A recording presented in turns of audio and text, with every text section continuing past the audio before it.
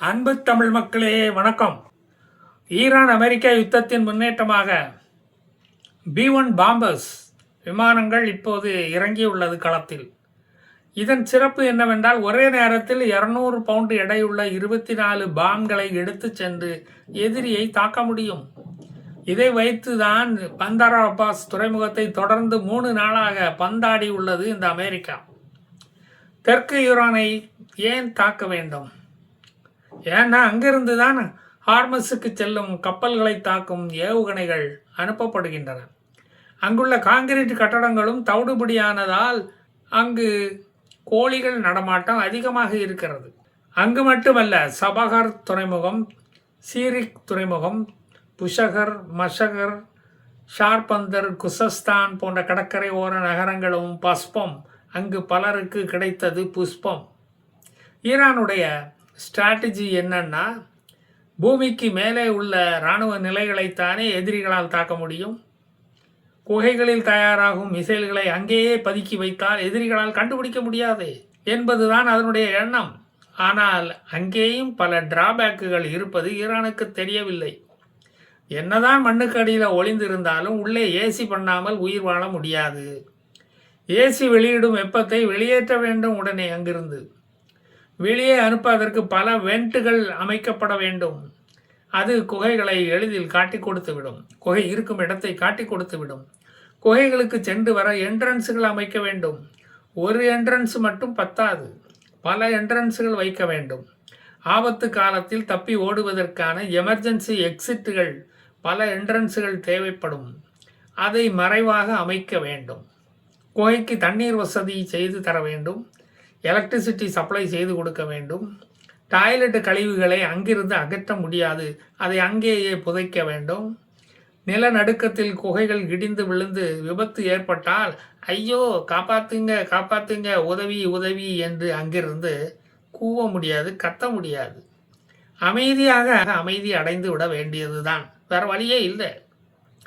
மோப்ப நாய்கள் வந்து மோந்து பார்த்து தூ என்று துப்பும் வரை உடல் அங்கேயே கிடந்து அழுகி கிடக்கணும். குகைக்கு அதிகமாக ஆக்சிஜன் தேவைப்படும், அதை அங்கேயே தயாரிக்க வேண்டும். அதற்காக ஆக்சிஜன் பிளான்ட்டுகளை அமைக்க வேண்டும்.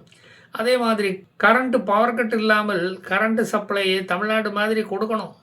இல்லைன்னா குகைவாசிகள் அங்கேயே செத்து போயிடுவாங்கப்பா.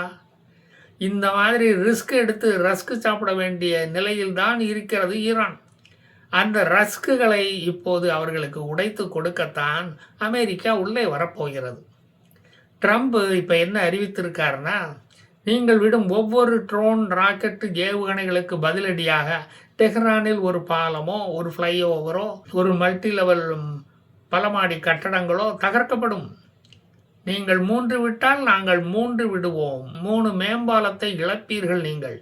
அதோடு நியூக்ளியர் சைட்டுகளுக்கு எலக்ட்ரிசிட்டி சப்ளை பண்ணோம். பவர் ஸ்டேஷன்கள் தகர்க்கப்படும்.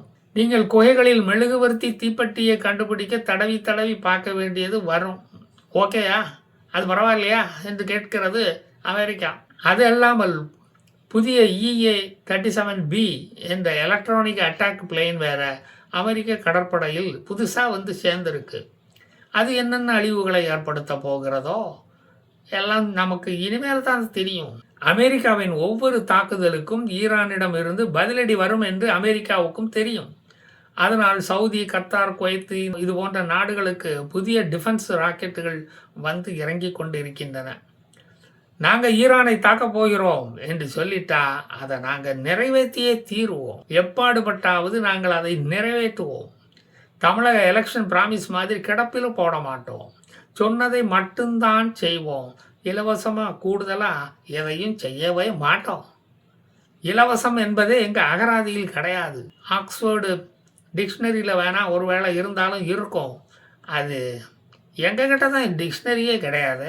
எபிக் ஃபியூரியை விட பயங்கர கருப்பாக தாக்குதலை நடத்தி ஈரானை சிவப்பாக மாற்றப் போகிறோம். இதை கேட்ட ஈரான் உடனே மடத்தனமாக ராக்கெட்டுகளை விட சொல்லி ஹூத்திஸுகளுக்கு ஏவுகணைகளை சப்ளை செய்து கொண்டுள்ளது. எதையாவது செய்து எங்களை காப்பாற்று சன்னா ஊரப்பனே, சன்னா ஊரப்பனே என்ற குருவாயூரப்பா என்று கதறுகிறார்கள் அவர்கள். இந்த தாக்குதலை நடத்த எங்களுக்கு யாருடைய உதவியும் தேவையில்லை. உதவிக்கு அழைத்தால் இஸ்ரேல் 2 நிமிடத்தில் பாய்ந்து ஓடி வந்து விடுவான். ஆனால் நாங்கள் இஸ்ரேலின் உதவியை நாடப்போவதில்லை. மண்டபத்தில் யாரோ எழுதி கொடுத்த பாடலை கொண்டு வந்து மன்னனிடம் கொடுத்து பரிசு வாங்க எங்களுக்கு விருப்பமே இல்லை. நாங்கள் தான் பாடல் எழுதுவோம், நாங்கள் தான் அதை பாடுவோம், நாங்களே தான் புகழை தட்டி கொண்டு போவோம் என்று ட்ரம்ப் தெளிவாக சொல்லிட்டார்.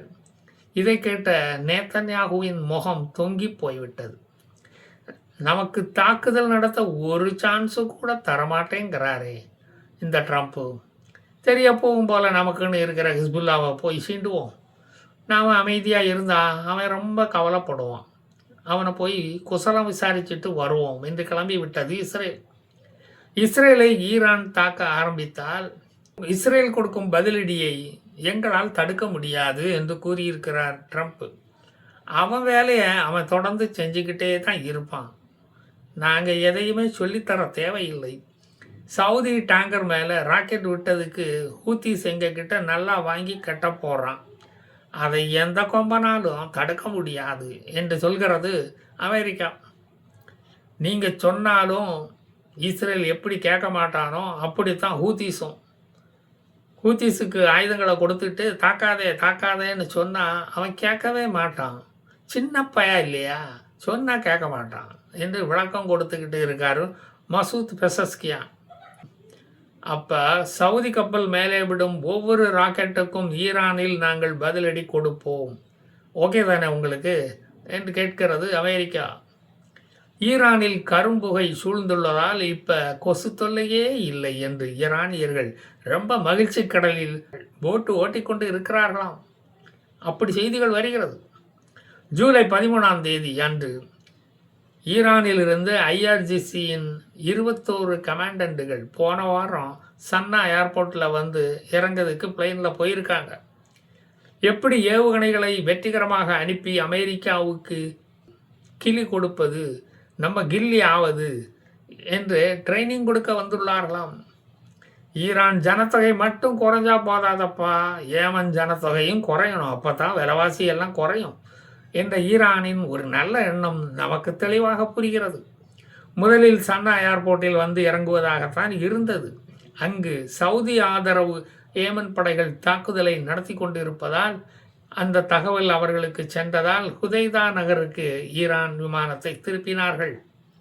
உள்நாட்டு கலவரமும் ஏமனில் வெடித்து கொண்டிருக்கும் இந்த வேளையில் வெளிநாட்டு கலவரமும் சேர்ந்து வெடிச்சா ஒரு நல்லா இருக்குமே என்று ஒரு நல்ல எண்ணமாகத்தான் இருக்கிறது இது.